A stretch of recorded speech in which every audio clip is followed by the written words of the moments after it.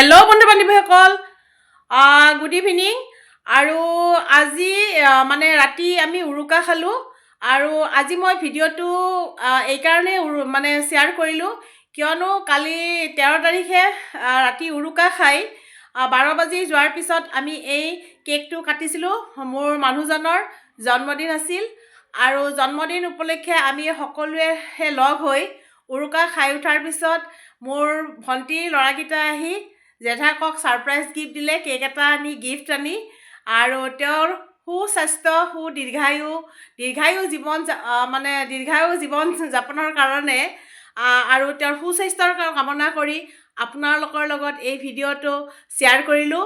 আৰু ইয়াত মোৰ ভনী জোৱাই, ভণ্টিৰ ল'ৰা গোটেইকেইটা আহিছিলে, কিয়নো আমি মোটামুটি একেলগে ওচৰা ওচৰিকৈ থাকোঁ। সেইকাৰণে আটাই 12টা বজাৰ পিছত লগ হৈ কেকটো কাটিলোঁ। আৰু আশা কৰোঁ আপোনালোকৰ লগতো এই ভিডিঅ'টো এইকাৰণেই শ্বেয়াৰ কৰিলোঁ, আপোনালোকৰ যদি ভাল লাগে ভিডিঅ'টোত লাইক, কমেণ্ট, শ্বেয়াৰ আৰু ছাবস্ক্ৰাইব কৰি মানুহজনৰ দীৰ্ঘায়ু জীৱন যাপন আৰু সুস্বাস্থ্যৰ আশা কৰি মোৰ ভিডিঅ'টোত লাইক, কমেণ্ট, শ্বেয়াৰ আৰু ছাবস্ক্ৰাইব কৰিবলৈ নাপাহৰে যেন। এতিয়া মই বিহুৰ শুভেচ্ছা আটাইলৈ থাকিল।